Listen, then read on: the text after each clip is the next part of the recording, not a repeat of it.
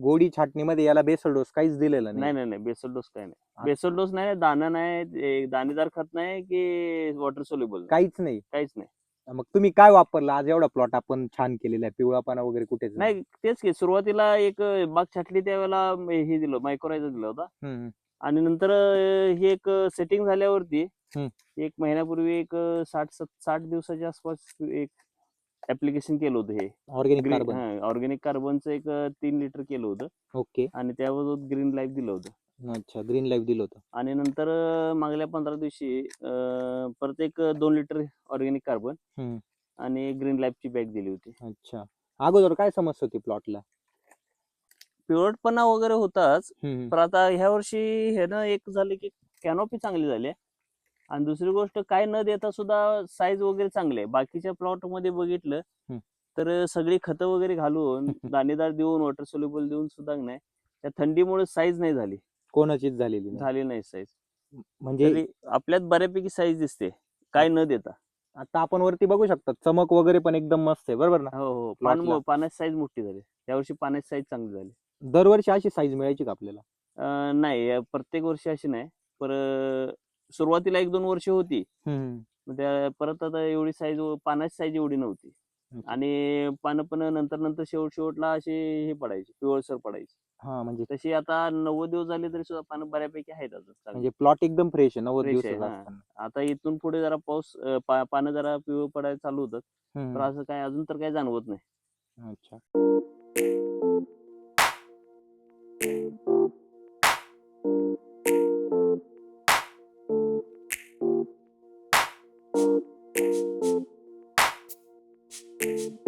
काय वाटतं, किती म्हणजे किती ऍव्हरेज निघाल या प्लॉट मध्ये? ऍव्हरेज काय तसं सांगता येणार नाही, कारण उतापात्र माल आहे. अच्छा, त्यामुळं माल तर चांगला आहे, माल साईज तर चांगली चांगला आहे. आहे. बाकी काय न देता सुद्धा हा या बॅग आणि ग्रीन लाईफ वरती हा या साईज वगैरे चांगली झालेली आहे. बाकी अच्छा. काही वॉटर सोल्युबल नाही, दाणेदार नाही, म्हणजे नुसतं पाणी आणि हे ग्रीन लाईफ. फक्त 2 प्रोडक्ट वरतीच तुम्ही खालून ऍप्लिकेशन देऊ राहिले, हो हो कार्बन आणि ग्रीन लाईफ. हो. 15 दिवसाला सोडतो. 15 दिवसाला सोडताय. अच्छा, आता समजा जर तुम्ही हे वापरलं नसतं तर आज काय कंडिशन असते प्लॉटची? मग काय ते मला ते दुसरं काय तर वापरावं लागलं असतं. नाही तर काहीच वापरलं नसतं तर मग साईज झाली नसती. बरोबर. काहीच वापरलं नसतं तर साईज झालं नसतं. आणि दुसरं काय वापरायचं म्हटलं तर माझे 10-15 हजार 20,000 रुपये घुसले असते त्यावेळेला. आता द्राक्ष बाग म्हटल्यावर तुम्हाला सर्व प्रकारचे खत औषधांचा अनुभव असेल, बरोबर हो ना? हो आता भरपूर वॉटर सोल्युबल भरपूर लिक्विड सोडले असेल तुम्ही आजपर्यंत. हो. काय फरक आहे कार्बन आणि बाकी खत लिक्विड मध्ये? ह्याचं ऍप्लिकेशन दिलं की नाही, लॉंग टर्म पर्यंत काळोखी वगैरे टिकून राहते. ओके. आणि वॉटर सोल्युबल आता जे आलेले आहेत ते कसे, त्यांचा पण रिझल्ट आहे, हम्म. क्विक रिझल्ट आहे. पण ते वारंवार म्हणजे प्रत्येक 4 दिवसाला 8 दिवसाला ते सोडायला लागणार. तसं आणि त्यांचा खर्च पण 1,000-2,000 रुपये एकदम एका ऍप्लिकेशनला द्यायला लागतं. तसे 15 दिवसात एकदा दिलं, बिंदास. हा, निवांत राहू शकतं. आणि याला रोगाचं पण एवढं काय, पानं चांगली झाल्यामुळं, रहाट पानं झाल्यामुळं, काळोखी चांगली असल्यामुळं रोगाचं पण जरा प्रमाण कमी येते. औषधाचा पण खर्च कमी होतोय. अच्छा, आता तुम्ही खरड पासून वापरणार? हा हा, खरं. आता कंटिन्यू वापरणार. नमस्कार, नमस्कार. तुमचा संपूर्ण परिचय द्या. मी प्रताप पवार, राहणार सोनी, हम्म. तालुका मिरज, जिल्हा सांगली. अच्छा, आता आपण बघू शकतो हा आपला द्राक्षाचा प्लॉट आहे. किती क्षेत्र आहे सर? हा 1.25 एकर आहे. 1.25 एकर आहे का? हा. अच्छा, किती वर्षाची बाग ही? ही 4-5 वर्ष झाली. 4-5 वर्ष झाली. ही अनुष्का आहे आणि त्या बाजूला कोणती आहे? ही अनुष्का एक 700 आळ आहे. हा. वर एस आहे. वरती SS आहे. 700 आळ आहे, 600-700 आळ आहे. अच्छा, आता आपण ह्या प्लॉट मध्ये किती दिवसाचा प्लॉट आहे? हा 90 दिवसाचा प्लॉट आहे. 90 दिवसाचा आहे का प्लॉट? आता मऊ पडायला चालू झालं. मऊ पडेल चाललेलं आहे. शेती किती वर्षापासून करतो आपण? 5-6 वर्ष झाले. 5-6 वर्ष झाली. अच्छा, बर. आता ह्या वर्षी आपण जर बघितलं तर या वर्षी खूप पाऊस झाला, बरोबर ना? हा. या बरोबर, पाऊस खूप झाला. या वर्षी काय समस्या आल्या द्राक्ष शेतकऱ्यांना? काय काडी पिकली, पण पाहिलं तसं माल पडली नाहीत. कारण मे पासूनच पाऊस असल्यामुळे नाही, ते गर्भधारणा झाली नाही, काय झाला फॉल्ट काय माहित नाही. परत जे काय झालं ते मालच पडली नाहीत लोकांना बऱ्यापैकी. प्लॉट सगळे काडी विकली, सगळे प्लॉट चांगले होते, सगळ्यांची काडी एकसारखी झाली होत्या. मालांना झाडांना मालच नव्हते. मालच फेकलं नाही. ते मालच अच्छा. नव्हते. आणि आपण जर आता बघतोय, तुमची छाटणी कधीची होती? ऑक्टोबर 17ची. आणि खरडची कधी होती छाटणी? खरड एप्रिल. एप्रिल मध्ये. अच्छा. आता आपण जर वर बघितलं तर माल बऱ्यापैकी छान लागलेला आहे, बरोबर ना? हम्म. पहिले तुम्हाला काय वाटलं होतं याला पण माल? माल नाहीच असं होतं. हा. मग नंतर डिपिंग घेतल्यावरती बऱ्यापैकी पाणी गेल्यावरती म्हटलं मग कंटिन्यू केलं. कंटिन्यू केलं. मग कंटिन्यू केल्यावर काय खालून काही दिलंच नव्हतं. फक्त उन्हाळ्यात शेणखत टाकलेलं तेवढंच. 2 ट्रॉल्या टाकलं होतं या सगळ्या एकर सव्वा एकरचं. ग्रीन लाईफची बॅग ही किती किलोची होती सर? 4 किलोची. 4 किलोची. कसं ऍप्लिकेशन केलं होतं ते? 4 किलो एकदमच टाकलं होतं. डायरेक्ट ड्रिपनी सोडलं हा, होतं? ड्रिपने. अच्छा. आज शेतकरी 50-50 किलोची खतं टाकते दाणेदार, बरोबर ना? हम्म. खूप बेसल डोस सोडतात. काय हो. फरक आहे ग्रीन लाईफ आणि बाकी खतामध्ये? नाही तेच की आपण आता मी जर दाणेदार टाकून जर बघितले दुसऱ्याचे प्लॉट, हम्म. दाणेदार मध्ये टाकून सुद्धा तिने आता 10-10, 15-15 हजाराचे डोस टाकले. त्यांची पण साईज वगैरे म्हणा हे म्हणा तशीच आहे. जशी आता आपली साईज दिसते तशीच साईज आहे. म्हणजे सेम प्लॉट आहे.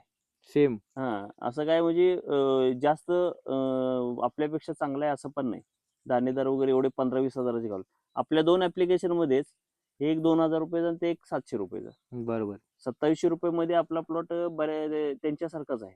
त्यांच्यासारखंच आहे. हा, म्हणजे त्यांच्यापेक्षा म्हणजे साईजला पण पानाची साईज मोठीच आहे आपली. म्हणजे फरक, पानाची साईज पण चांगली आणि जे मनी तो पण स्ट्रॉंग निघाला एकदम. म्हणजे पण अजून मऊ पडायचं आहे तरी सुद्धा साईज चांगली आहे. साईज चांगली. तरी मला वाटलं ह्या वर्षी जरा साईज कमीच होते का काय, हम्म. तरी ह्या वर्षी साईज चांगली झाली. अच्छा. तुम्ही समाधानी का आज? हो हो. मला हे सांगा, तुम्हाला माहिती कुठून भेटली होती? युट्यूब वरती बघितली होती. युट्यूब वरती बघितले होते का व्हिडिओ? व्हिडिओ बघितलेले. अच्छा. मग ते व्हिडिओ बघितल्यानंतर तुम्ही कोल्हापूर आणि सांगलीच्या डीलरला कॉन्टॅक्ट केला?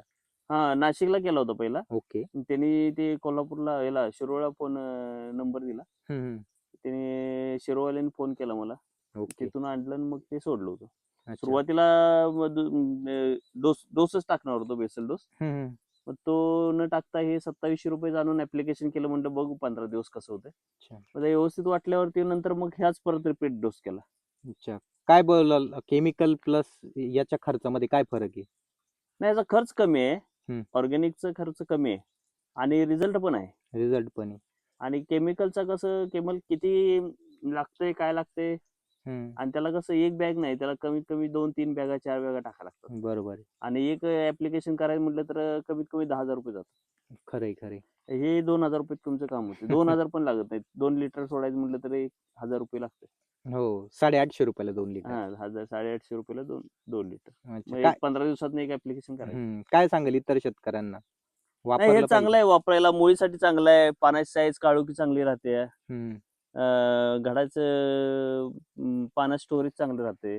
काळोखी चांगली टिकून राहते. मुळी चांगली राहते. कार्बन आणि ग्रीन लाईफ दिल्यानंतर. हा. अच्छा. आता इथून पुढे तुम्ही हेच शेड्यूल वापरणार? हा, 15 दिवसाला हे सोडायचं ऑर्गॅनिक कार्बन. 100%. या गावामध्ये किती टक्के हे द्राक्षे?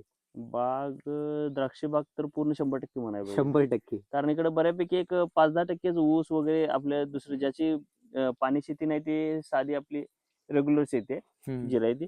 ज्याच्याकडे पाणी आहे त्याची बाग 100% आहेच. ओके. अर्धा एकर 2 एकर तर आहेतच. सोनेगाव 100% बाग आहे. अच्छा. चालेल. खूप छान माहिती दिली. पुन्हा एकदा आपलं नाव सांगा. प्रताप नामदेव पवार. अच्छा. तालुका, गाव, जिल्हा? सोनेगाव आहे माझं. ओके. आणि तालुका मिरज, जिल्हा सांगली.